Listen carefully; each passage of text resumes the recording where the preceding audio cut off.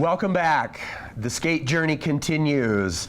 As we move along this spectrum between narrative fiction and documentary, storytelling is the common theme, and for me, a film that is set in Rockford, Illinois is one that literally is very close to home.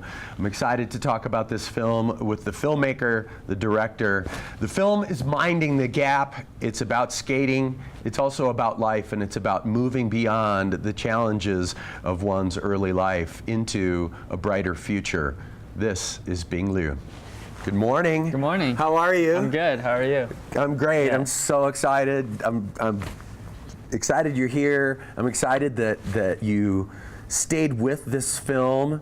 In some ways, I think of it as less of a film than your life. It's your life and your experiences. For folks who may not be familiar with the film by title, if you would, share a short synopsis. Yeah, I mean, I almost want to steal what you said about the film. It's about, it has skateboarding in it, but it's about, being a young person and moving beyond into a brighter future. I mean, it's in the challenges of doing that in a Midwest town where, there's not a lot of opportunity.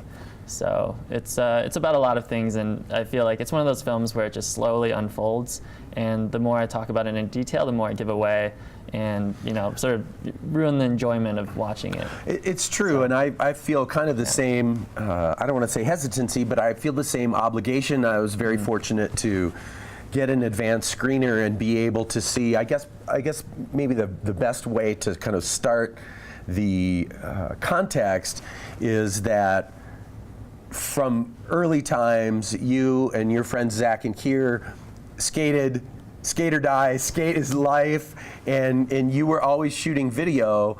And was that always something that was complete? It had to be completely natural for you to just have a camera, and of course, whether it's surfing or skating or just about anything on YouTube now, but you always had that instinct back when maybe it was a little bit harder logistically to always be filming great tricks, your friends having fun. Talk about where that inspiration comes from. Yeah, I mean, I grew up in a very specific time of skateboarding. I think nowadays it's like everyone has a GoPro and everyone has an iPhone and everyone's filming at each other. Back then, I mean, I was growing up like when we were transitioning from high 8 to mini DV, and had a very specific look, and cameras weren't that easy to come by. They were still hundreds of dollars, but I was able to save up money, and when I was 14, I bought this little soccer mom camera and just started filming my friends. And it's like skateboarders and skate filmers, they have a special relationship. Skate filmers are always filming skateboarders. And so I did that early on, and I really looked up to people like Spike Jonze, who used to be just a skateboard filmer before he became this big director, and he always pushed the boundaries of skate videos. And I was like, well, I want to see what else I can do, with skate videos. And in a way, Minding the Gap is an extension of me being 14 and thinking that thought. So, did you have a sense, or when did you have a sense that you were not just filming tricks or funny moments, life moments, but telling a story? And when did your friends did they ever turn into subjects, or was it just always that they were your friends and you were telling a story? Well, they did turn into subjects pretty early on. I mean, the intent was always to dig deeper into, what are skateboarders, what are young men, by extension of my skateboarding friends, feeling these days? And what are the struggles they have internally? And what are the things they can't voice? And so, those interviews yielded a lot of rich material because the trust was so strong, because we had known each other forever, but also, even with strangers who I just met through skateboarding, they just opened up right away. And then when I started collaborating with Cartemquin Films in Chicago, they're masters of verite character documentaries, and that's when I started transitioning into that style of filmmaking. And over the course of 4 years, it was like I couldn't have asked for a better story. So just following them in their lives, and as things in their lives unfolded, that was the process, There is, and again, I'm making sure to not give too much away, because the revelation of the story in this documentary context is really special. But there was a divergence as over time you get older, your subjects, your friends get older. Was there a time when you felt a challenge of continuing to tell the story? I'm sure that at some point, if you say, well, I have a film here, then the next thing is, how do I finish the film, because 7/8 of a film doesn't go anywhere? Yeah, it's, I mean, logistically it was a little difficult. You know, I had been doing it on my own for 4 years with no funding, you know, a very small grant that we got. But in terms of my relationship with the subjects and them being my friends as well, yeah, when things start popping up about your friends that make you really concerned and put you in a difficult position, it just becomes about ethics. You know, like how do I do right by them, and how do I tell this story that I think is truthful and honest at the same time? And that negotiation happened, you know, almost every day that I filmed. But I think we got through it, and because I embraced that in a way, almost on camera, I'll give that away. Okay, good. I'm glad you did. That'll give us a little yeah, there's an ethic, extra you know, space. so people can latch on to this ethical journey as well, and that's a trackable journey. And so the audience can get to experience what it's like to sort of navigate the space along with me.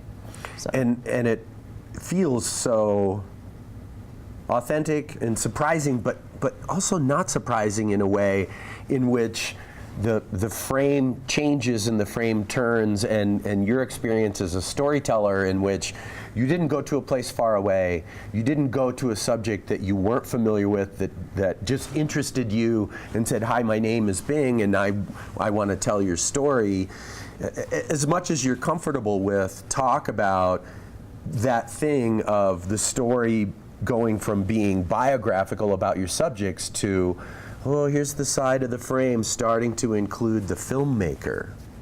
Yeah, I mean, so I didn't intend to, so I'll say that I have a part in my film, you know, in a non-traditional way, but I never intended to do that from the onset. But as the film got more complex ethically, as my characters got more complex, and I started having more feedback screenings, people found out, like, oh, you grew up with them. You skateboard also. You experience similar things that they experience. Why are you not in the film?